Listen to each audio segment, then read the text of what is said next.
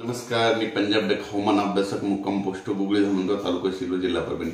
आपण मागच्या अंदाजामध्ये सांगितलं होतं की 7 तारखेपासून राज्यामध्ये 15 पर्यंत पाऊस पडणार, पण परत शेतकऱ्यासाठी अंदाज देत आहे कारण की राज्यामध्ये आज आहे 12 मे।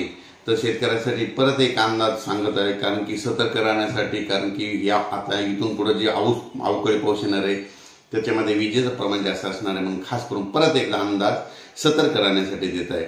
तर सर्व शेतकऱ्याला सांगू इच्छितो, म्हणजे आज आहे 12 मे पासून ते राज्यामध्ये 18 मे पर्यंत राज्यात पुन्हा अवकाळी पाऊस बरसणार आहे आणि ठिकठिकाणी मोठा पाऊस पडणार आहे। सगळ्यात जास्त पश्चिम महाराष्ट्रात पडणार आहे, पश्चिम महाराष्ट्रात, उत्तर महाराष्ट्रात, त्याच्यानंतर मराठवाड्यात देखील पाऊस पडणार आहे।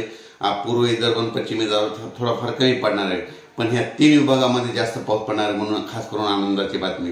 तुम्हाला एक सांगू इच्छितो की या योगायोगाने काय झालं, मला शेतकऱ्याचे सातारा, सांगली, सोलापूर, कोल्हापूर, पुणे, नगर या शेतकऱ्याचे फोन आले की साहेब आमच्या ऊसाचं पाणी कमी पडलं, ऊस सुकत आहे, तर पाऊस असला तर त्याच्यामुळे खास करून त्यांच्यासाठी अंदाज आहे।